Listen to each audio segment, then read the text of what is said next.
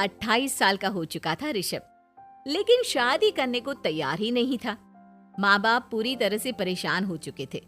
जब भी किसी लड़की का रिश्ता ऋषभ के लिए लेकर आते तो वो शादी करने से साफ मना कर देता, चाहे लड़की कितनी भी सुंदर, कितनी भी अच्छी क्यों ना हो।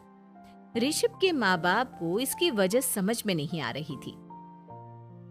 अरे ऋषभ बेटा, अच्छी खासी नौकरी लग गई है, दिखता भी इतना अच्छा है, आखिर बात क्या है, तुझे शादी क्यों नहीं करनी? देख, तू हमारा इकलौता बेटा है, अगर तू शादी नहीं करेगा तो कैसे काम चलेगा? लेकिन मैं शादी करना ही नहीं चाहता, मुझे कोई लड़की पसंद नहीं आती। अरे बेटा, अगर कोई लड़की तुझे पसंद हो तो उससे शादी कर ले, हमें कोई ऐतराज नहीं है। हाँ ऋषभ बेटा, अब देख, तेरी माँ से भी काम नहीं होता। घर में एक बहू आ जाएगी तो कम से कम घर का माहौल भी अच्छा होगा और तेरी माँ को मदद भी मिल जाएगी। लेकिन मम्मी पापा कहा ना, मुझे लड़कियां पसंद ही नहीं आती। अरे लड़कियां पसंद नहीं आती तो क्या लड़का पसंद आता है? वो तो वक्त आने पर ही पता चलेगा। ऋषभ की बात सुनकर उसके माँ और पापा का सर चकरा जाता है। कुछ दिनों के लिए ऋषभ अपने ऑफिस के काम से शहर से बाहर जाता है और जब लौट कर आता है तो सामने का नजारा देखकर उसके माँ पापा बेहोश होते होते रह जाते हैं। अरे ये क्या, ये तुम्हारे साथ कौन है? माँ, ये दीपक है, मेरी पत्नी। हम दोनों ने शादी कर ली है। दीपक तुम्हारी पत्नी कैसे हो सकता है? अरे दीपिका होती तो बात समझ में भी आती, ये तो लड़का है। तो क्या हुआ पापा, आजकल तो ये सब फैशन में है और मैंने आपको बताया था कि मुझे लड़कियां पसंद नहीं आती। अरे तो इसका मतलब ये थोड़ी है कि तुम दीपक को दीपिका बनाकर ले आओगे। मुझे बहू चाहिए, बहू के रूप में, ये आदमी नहीं।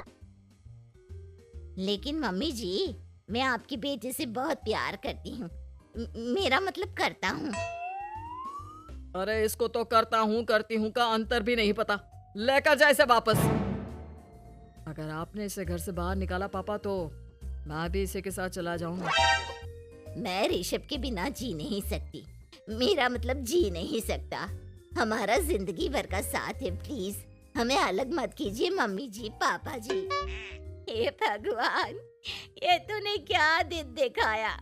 मेरे बेटे को थोड़ी अकल दे दे, लड़के को बहू बनाकर घर में ले आया है। अब क्या होगा, हम दुनिया को क्या मुंह दिखाएंगे? माँ, बेकार में परेशान हो रही हो। दीपक आपके सारे काम करेगी और एक अच्छी बहू की तरह आपके साथ रहेगी, देखना। पहले तो खुद तो क्लियर कर ले कि यह कुछ करेगा या करेगी, बाद में हम सोचते हैं कि हम क्या करें। बहू के आने के बाद क्या करते हैं, मुंह दिखाई की रस्म, तो आप भी वही कर लीजिए।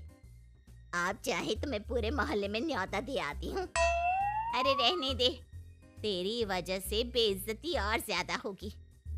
आई बड़ी, अब मेरा मतलब है आया बड़ा न्योता देने वाला।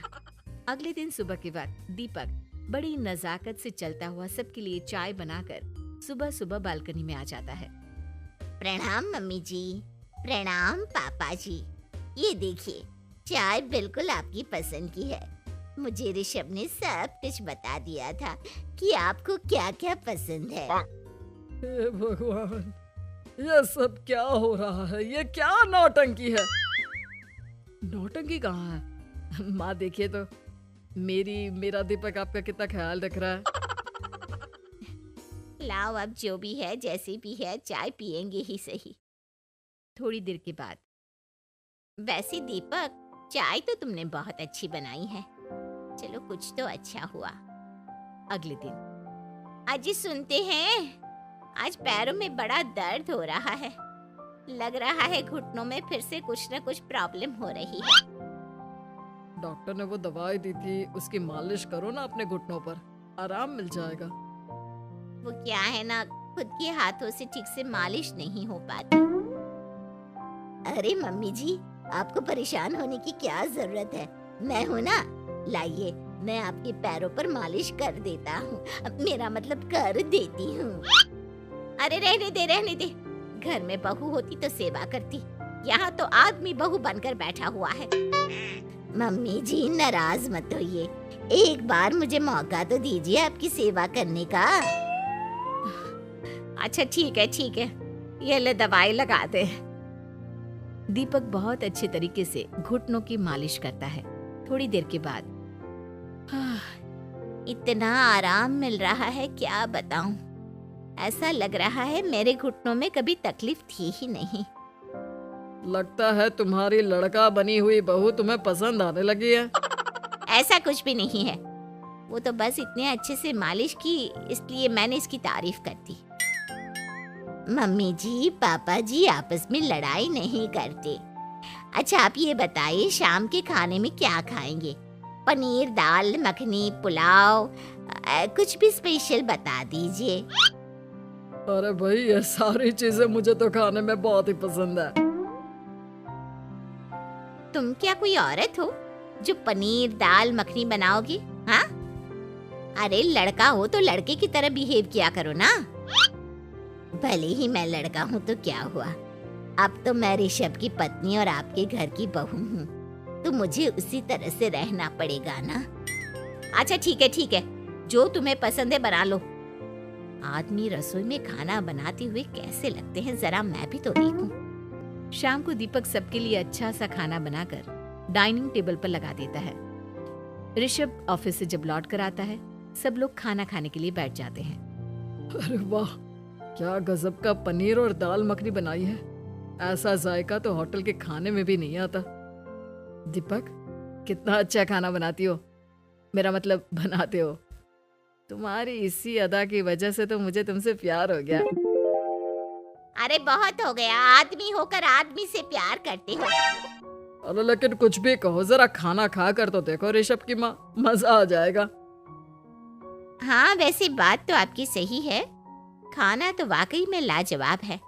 इतना स्वादिष्ट पनीर तो मैंने अपनी जिंदगी में नहीं खाया।